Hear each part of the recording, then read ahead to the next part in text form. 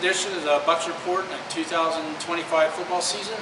And unfortunately, the Covington Buccaneers were coming off of a unfortunate game at Graham last Friday, where we had a lot of young players on the field. So Coach Morgan, it looked like a lot of those kids, in a way, were deer in the headlights.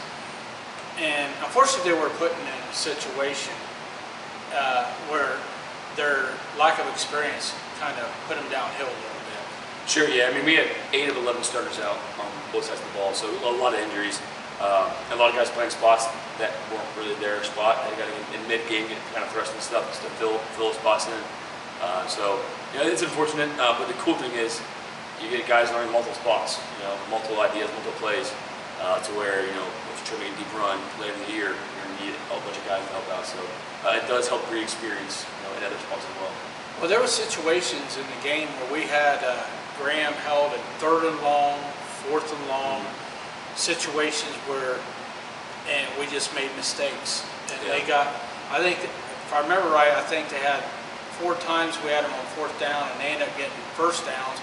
One on the 4th down play, they got a touchdown, and it's because of mistakes from the younger kids we made. Sure. And the good thing is a lot of those kids got a lot of experience in the scrimmages, but now you're playing regular season games against good teams, which is good, but there are mistakes being made.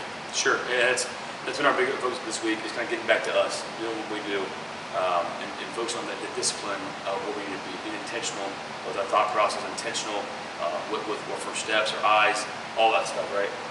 Because at the end of the day, we grade kids out on how well do they do, not did you win the battle, not did you do your job the right way.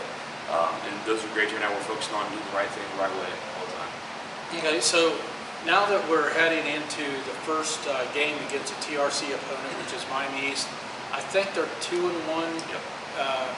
They're a pretty good program. So what are the kids' philosophy and mentality this week getting ready for Miami East? Our big message all week long has been get back to us. Get back to do what we do. Like, we had some weeks where it might have been young guys, but at the end of the day, we just lack some toughness about it. To where when you get punched in the mouth, it's all about how you respond to that. And getting back to us is getting back to doing what we do, who we are. Our core values of work, tough people. So get back to being us. Like, get back to doing what we do has been our thing all week. We've had some great practices where we try to create some diversity of practice to see how they can respond to university, and can they respond like tough guys and go attack it. So getting back to us is the big thing, because like you said, East is really good. They bring back a lot of experience from last year, some pretty good players in the team, to where we have to do what we do. Okay, and with a lot of the injuries we've had, it's been players that have leadership on the team. Yeah. The majority of them are. So who are the other players now that are stepping up in the role of leadership for the football team to help some of these younger kids develop? A big one has been Helman, as junior there. A lot of those teammates, the starting teammates, were injured.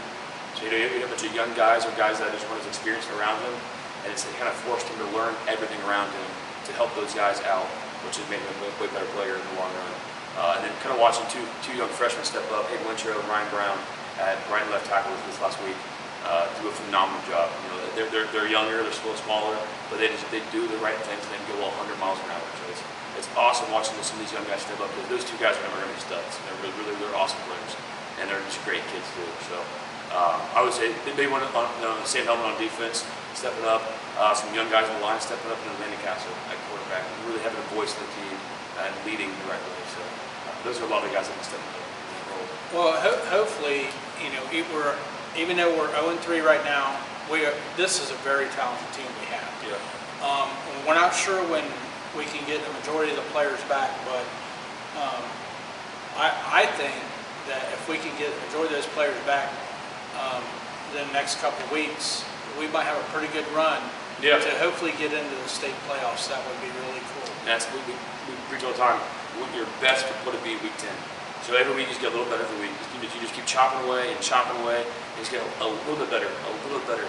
And by the end, man, when a lot of teams start to do the whole dip or the plateau, or we just keep climbing, that's what we're shooting for. Just get better. It's called the learning zone, right? You get in that learning zone, all of a sudden grow like crazy, and then grow and grow and grow. At that point, when it's week 9 and week 10, like, you're putting the best football you have all year. by week 11, it's even better. Week 12, it's even better, and on and on and on. So playing our best ball each week, getting a little better is the goal right now.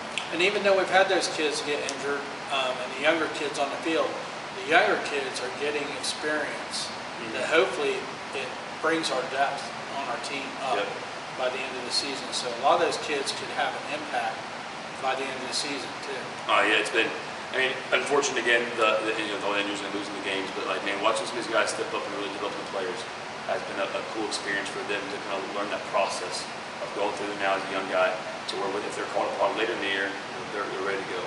Okay, one of the key offensive linemen is Lucas Lester. Against Graham, he was our only starting offensive and defensive lineman available by the end of the game. So, and he was pretty impressive in that game. Yep. And he had, like I mentioned earlier, guys playing different spots on the D-line. He had moved to a defensive end, who's usually a nose tackle. So he had to move to defensive end, where he's not super comfortable with, and kind of learn it on the fly. So he had mistakes on there, but it was just like, watch how he graded out. It's as the game went on, he got better as the game went on. And at first he had some mistakes here and there, it's natural, but he just got better and better as the game went on. And the offensive line, same deal. He's been a great guard for the last couple of years, but just watching him step up and lead that line too. Okay, well this week the Buccaneers play at Miami East, another talented team, which is good, and it gives the Bucks another opportunity to progress and get better. So up next, I will talk to two juniors. They are in their second-year starters, Sam Helman and Lucas Lester. They call Mo. Yep. All right. We're back for the 5th edition of the Bucks Report of the 2025 season, and I'm here with junior Sam Helman and junior Mo, who they call Mo. It's Lucas Lester. Yep. Okay. Sam is. They're both of these players are in their second year in the starting lineup. So guys, in the last game against Graham, we had a lot of younger guys on the field due to all the injuries and stuff.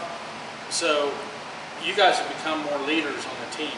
So what role are you guys playing now to help develop some of these younger players to understand what they're supposed to do? So both of you kind of explain that. Well, I kind of learned from the people that were above me, like the Garrett listeners and like the upperclassmen that I had. What I do is I try to be as vocal as I possibly can. Like when I say something to someone, I want to make sure they actually understand what I'm saying. So I try to project my voice to where they can actually see me. I want them to look me in the eyes, and I want them to understand what I'm saying.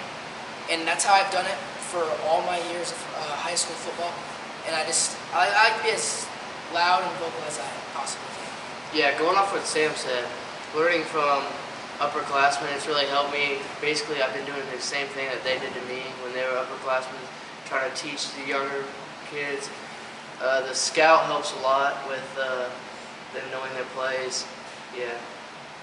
Okay, so Lucas, you're the only starting offensive and defensive lineman that we've had in that game. So it kind of put us in a tough situation against a really good team. So on the field, how did you help some of those guys develop? Because we did score a touchdown there where Dalen ran it up the gut. So there had to be a hole there by the offensive line. So what was you doing to kind of help those guys to understand what they're supposed to do? Yeah, really just first focusing on what I have to do, and then having them, making sure they know what they're doing. If they don't, tell them, and really just tell them what they're doing. If they don't know, just tell them.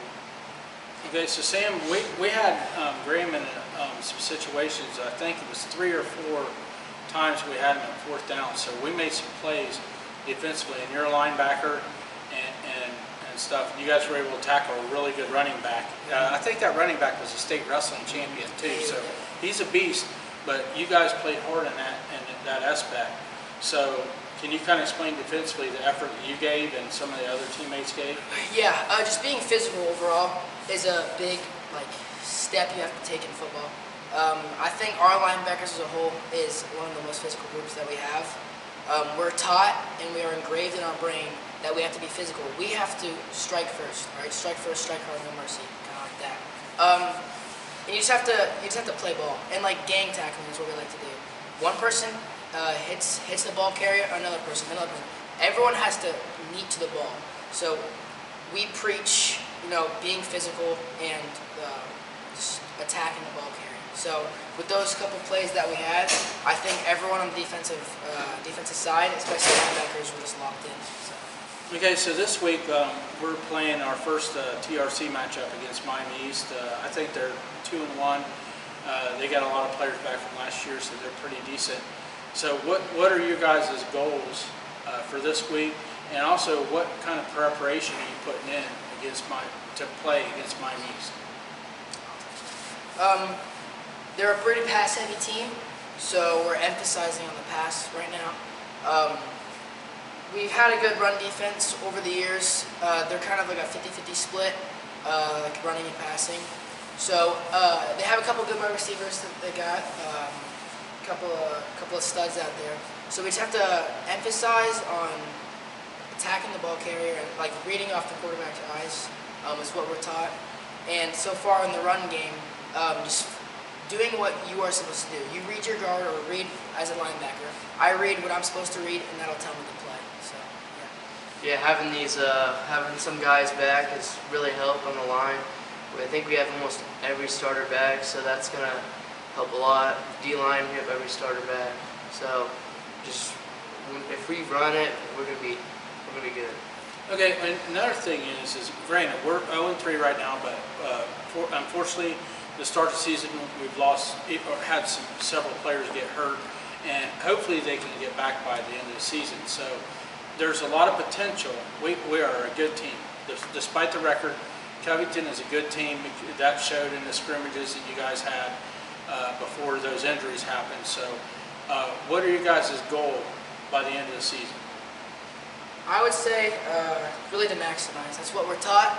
That's what we preach, is to maximize excellence or success. Don't really look at the product, just look at the process that we're doing through it. Yeah, we're going to have a lot of guys back, so the potential and the future of the Bucks football, I think, is definitely on the up. So Having that constant growth throughout the whole season, trying not to have any bad down low weeks. We want to have constant growth throughout the whole rest of the season, and we'll be good. Okay, so good luck this Friday against at Miami East. Another good team, which is great to have competition in our schedule. It just makes us better and better and better. So for Ben Robinson, for Sam and Mo, good night and go Bucks!